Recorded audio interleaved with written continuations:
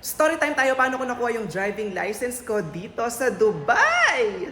Yes, last year nga po, 2023, nung nakuha ko yung driving license ko at nakuha ko po ito sa Binyaber Driving Institute at ito yung aking instructor. Yes, kabayan po yung naging instructor ko dyan sa may Binyaber. So paano nga ba, magkano at saang school kayo dapat kumuha para makapasa kayo agad? Kasi kailangan nyo rin pong i-consider sa pagkuha ng driving license dito sa UAE, yung lugar kung saan kayo mag-aaral. Kasi may mga schools dito na super ma-traffic, mahihirapan kayo makapasa kasi minsan magfe-fail kayo hindi dahil sa skills nyo, kung hindi minsan sa skill ng ibang tao na mga nagda-drive sa paligid nyo. So yung driving license ko po, yes, nakuha ko siya sa Binyaber Driving Institute. Diyan po yan sa may Al Ruweya branch. Dahil po diyan, less traffic, less yung mga hazard, mas makapag-smooth kayo na makapag-aral po ng driving diyan. Ngayon, magkano po yung license? 5,750. Yes, tama po na din nyo. Starting from 5,750 ay pwede na po kayong magka-driving license. At ang kagandahan pa dyan, pwede nyo yung itabi.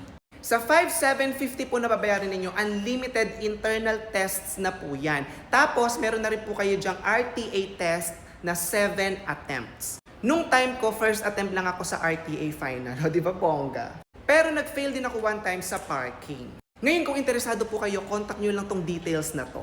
Mag-register kayo para makakuha na rin kayo ng driving license nyo. See you!